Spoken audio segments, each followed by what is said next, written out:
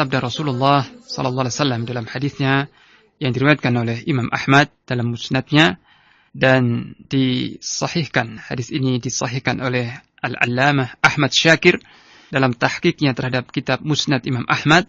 Bersabda Rasulullah sallallahu alaihi wasallam, "Iyyakum wa muhaqqaratidz dzunub. Iyyakum wa muhaqqaratidz dzunub, fa innahunna yajtami'na 'ala ar-rajul hatta yuhliknah." Hati-hatilah kalian, takutilah oleh kalian dosa-dosa yang diremehkan. Karena sesungguhnya dosa-dosa tersebut, dosa-dosa yang diremehkan itu akan bertumpuk-tumpuk, berkumpul pada seseorang hingga membinasakannya. Rasulullah SAW sejak dahulu sudah memperingatkan umatnya, jangan dekat-dekat atau jangan anggap remeh, jangan anggap sepele dosa-dosa yang memang dosa-dosa yang dianggap sepele. Artinya dosa-dosa yang kecil, bukan syirik atau minum khamar, bukan. Tapi dosa-dosa yang dianggap remeh. Kata Nabi, hati-hati dari dosa-dosa yang dianggap remeh itu. Karena dosa-dosa ini, kalau berhimpun atau terus-menerus dilakukan, dia akan bisa membinasakan seseorang. Nah, apa yang dimaksud membinasakan? Apakah akan jatuh sakit? Bukan. Tapi menggelincirkan ke dalam neraka. Membinasakan itu artinya menjerumuskan dia ke dalam neraka. Wal'iyadhu billah. Nah, dalam hal ini ada sebuah contoh ya. Kalau seorang menemukan sebatang ranting kecil, sebatang ranting kayu yang kecil, mungkin dia nggak bisa dengan sebatang ranting kecil itu hendak memasak nasi.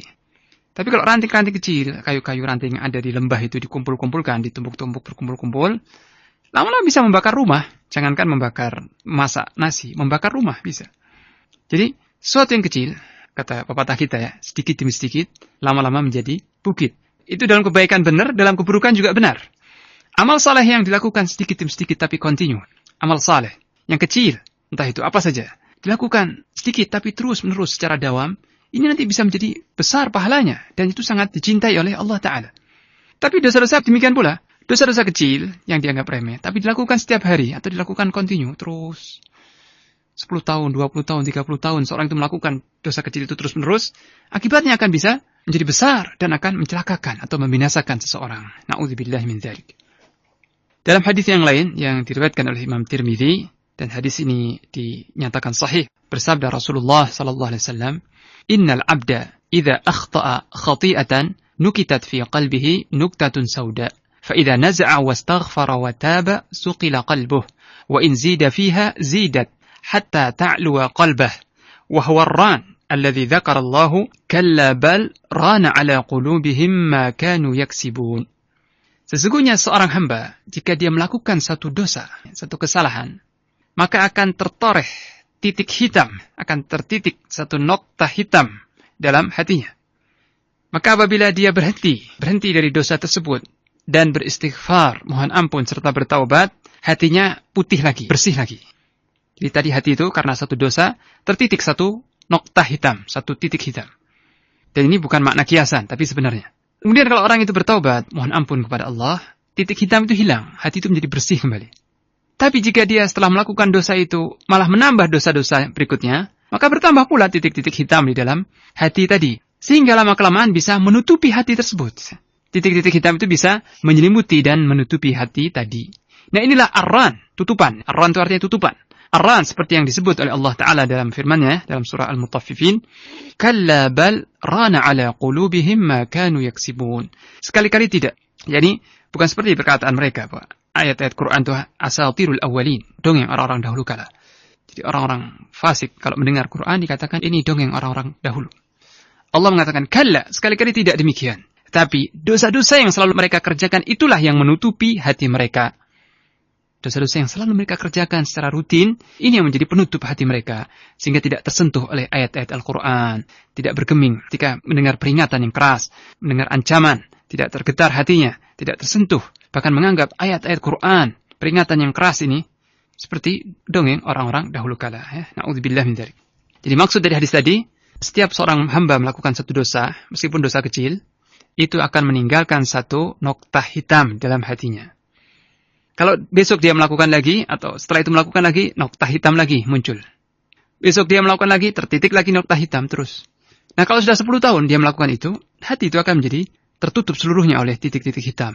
Akibatnya apa? Dia dengarkan Quran, rasanya muak ya, dan gak suka sama sekali. Tidak membaca Al-Quran dengan kenikmatan, dengan kelezatan tertentu, enggak. Bahkan merasa tidak senang membaca Al-Quran. Nah, berkata habrul ummah, ulamanya umat ini, yaitu Abdullah bin Abbas radhiyallahu anhuma, la kabirata ma'al istighfar, wala saghirata ma'al israr. Tidak ada dosa besar jika disertai dengan istighfar, permohonan ampun. Dan tidak ada dosa kecil kalau dilakukan terus-menerus. Ini bukan hadis, tapi athar dari Abdullah bin Abbas. Tidak ada dosa besar jika disertai istighfar. Dan tidak ada dosa kecil kalau dilakukan terus-menerus. Kemudian kita dengar pula penjelasan dari seorang sahabat yang faqih, yaitu Abdullah bin Mas'ud radhiyallahu anhu. Dia berkata, "Innal mu'min yara dhunubahu ka'annahu qa'idun tahta jabalin yakhafu an yaqa'a 'alayhi, wa innal fajir yara dhunubahu kadhubabin marra 'ala anfih." Sesungguhnya seorang mukmin, dia melihat dosa-dosanya itu seperti dia duduk di samping sebuah gunung atau bukit yang dia khawatir gunung itu akan jatuh, runtuh menimpa dirinya. Sebaliknya, seorang yang fajir, yang fasik, dia menganggap atau melihat dosa-dosanya itu seperti lalat yang lewat di depan hidungnya kemudian ditepiskan begitu saja. Artinya, seorang mukmin ini jika melakukan suatu dosa, maka dia merasa khawatir atas dosa tersebut. Jangan-jangan dosa itu membinasakan dirinya. Seperti seorang yang duduk di bawah atau di samping gunung yang khawatir gunung itu runtuh menimpa dirinya. Khauf, dia rasa khauf.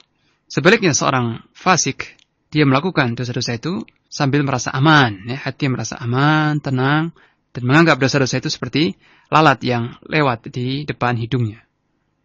Nah, jadi as-saghair minal ma'asi wa dhunub qad tatahawal ila al-kaba'ir li asbab. Dosa-dosa kecil ini bisa berubah menjadi dosa-dosa besar karena beberapa sebab berikut. Yang pertama adalah al-israr wal mudawamatu 'alaiha. Dilakukan dengan terus-menerus. Jika dilakukan terus-menerus. Yang kedua, istisgharul ma'siyah wa ihtiqaruha. Menganggap kecil dan remeh dosa tersebut.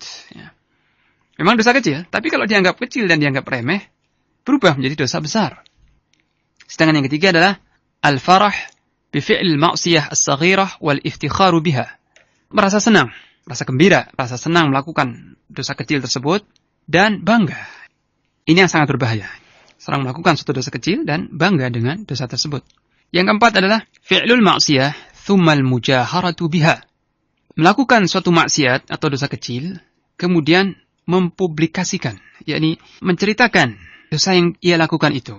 Li'anal mujahir ghairu mu'afan. Karena orang yang menyebarluaskan atau mempublikasikan dosa yang ia lakukan itu tidak akan selamat. Disebutkan dalam hadis yang sahih, kullu ummati mu'afan illa al-mujahirun. Semua umatku itu akan selamat, sabda Nabi. Semua umatku itu akan mendapat afiyah, mendapat selamat, kecuali al-mujahirun. Para sahabat bertanya, siapakah itu al-mujahirun? Wahai Rasulullah, maka beliau menjawab, itu seorang yang melakukan dosa secara sembunyi, tidak ada yang melihatnya. Dia melakukan suatu dosa di malam hari dan Allah sudah menutupi dosa itu. Kemudian di pagi harinya dia bercerita kepada orang-orang tentang dosa yang ia lakukan semalam. Ini yang kata Nabi, orang yang tidak selamat. Mujahir, orang yang mempublikasikan atau menyebarluaskan dosa yang dilakukan secara tersembunyi tadinya. Ini yang keempat. Kemudian yang kelima, an yakuna fa'ilul ma'siyah as-saghirati 'aliman yuqtada bih. Apabila orang yang melakukan maksiat kecil, orang yang melakukan dosa kecil itu adalah seorang alim, seorang tokoh, seorang panutan yang dicontoh atau diteladani oleh masyarakat. Kenapa? Karena ketika dia melakukan suatu maksiat kecil, suatu dosa kecil, di depan publik, di depan orang banyak, maka ini akan membuat orang-orang banyak itu mencontohnya. Sehingga dosa kecil yang dilakukan oleh seorang tokoh atau seorang alim yang dicontoh tadi, berubah menjadi dosa besar bagi dirinya. Nah, inilah beberapa faktor atau penyebab yang dapat merubah dosa-dosa kecil itu menjadi dosa-dosa besar. Dan semua dosa-dosa, baik dosa-dosa besar atau dosa kecil, ini berpengaruh buruk bagi keimanan. Wassallallahu ala nabiyyina Muhammad wa ala alihi wa sahbihi wasallam.